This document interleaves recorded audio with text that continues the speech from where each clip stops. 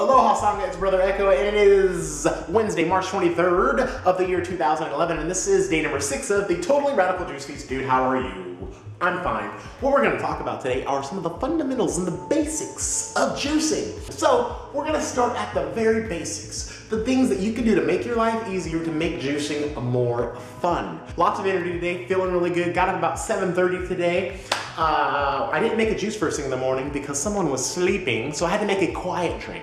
And my quiet drink was a couple cups of water with a teaspoon of Health Force Nutritionals Fruits of the Earth. I almost forgot what it's called. Fruits of the Earth.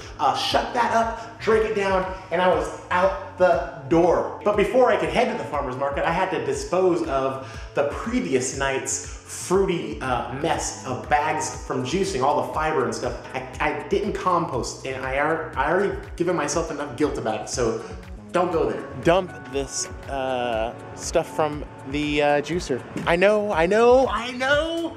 It's supposed to be composting, but I can't.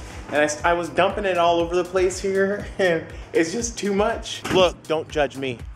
If you want to come along and hang out with me for today, you're just gonna have to observe quietly. Here's a tip for you, because some people, when you're juicing, you want to line the juicer with a plastic bag to catch all the fiber.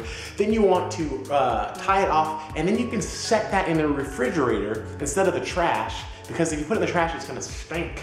It's gonna stink. You don't want a stinky house. So after I got rid of the juicy mess, I went to the farmer's market. I just left the farmer's market and picked up a bunch of stuff, about 4 bunches of mint, a bunch of celery and kale and whatnot. When I got home, here's what I had to do. I had to wash the produce. And here is the Brother Echo helpful hint for juicing 101 is you get home and you immediately wash everything so it's done, So what I do is I fill up the sink with water, and I have an ozone machine, and I put the ozone machine tube into the water and get it ozonated, clean, and clear out all the funky funguses and pesticides or whatever else is in there, bacterias. Ozone is awesome.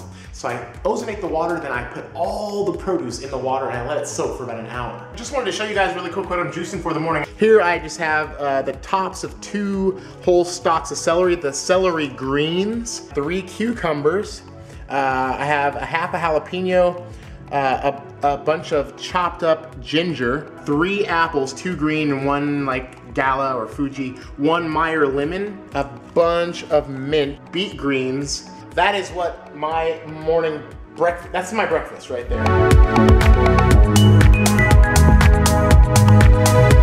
Don't forget to talk to them about cleaning the juicer, brother. Yeah. One of the fundamentals to juicing is you need to be able to clean your juicer. My juice is here in the freezer. What you want to do is just do it right away. And I take this lid off here and start taking the juicer apart. This is a Breville here, and you can see that's the main component that really you want to make sure is clean, because the better you take care of your juicer parts and your juicer, the better it's going to take care of you. There's also the deal with your compost. I'm staying here temporarily. Normally at my permanent place, I have a compost. Here I don't, so I've been throwing it away or giving it to neighbors' dogs. Dogs love to eat it, and people can mix it in with the dog food. Or you can make food out of it if you have a dehydrator. So one thing you want to make sure you do when you clean your juicer parts, especially this part here, is you want to use cold water. From what I've heard, the warm or hot water will wear the part out faster and warp it. So just use a little bit of cold water. Try to put the water low so you're not wasting water, and just scrub it and clean it.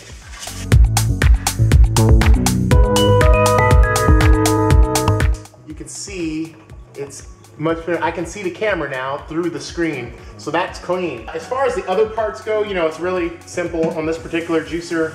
You just need to rinse it and scrub it down a little bit. You don't have to get too crazy. You just want to make sure you're not getting any kind of funky buildup or anything like that. Every month or so, I take this part here and I put it in a tub of water with bleach and let it sit for a few hours, overnight actually. And that tends to do a really good job with keeping it sanitary, and it gets a little extra grit and fiber out that you've missed with your brusher. Now here's another tip that you can do. Once you wash the produce, you want to get it as dry as you can, and then when you put it in a Ziploc bag, you want to put it in a Ziploc bag with paper towels.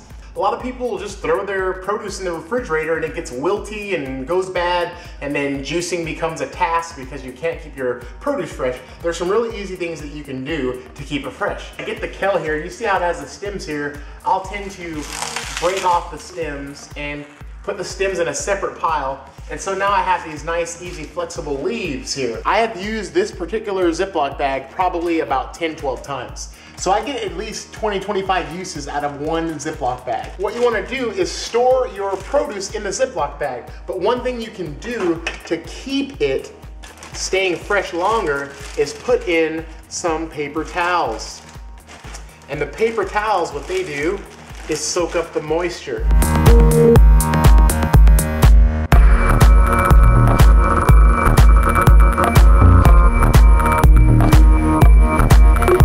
And then what you want to do after that is squeeze all the air out. So what I'm gonna do is push this down really, really good. Down, down, down, and then zip it. Airtight, and these paper towels will end up soaking up that moisture to keep this fresh longer. The stems, like I have here from all the kale, I'll put this in its own separate bag, and I'll usually juice this immediately, so nothing goes to waste. Now, we don't want to use a lot of plastic, so you want to make sure that you use your Ziploc bags over and over and over and over and over again until they are tattered.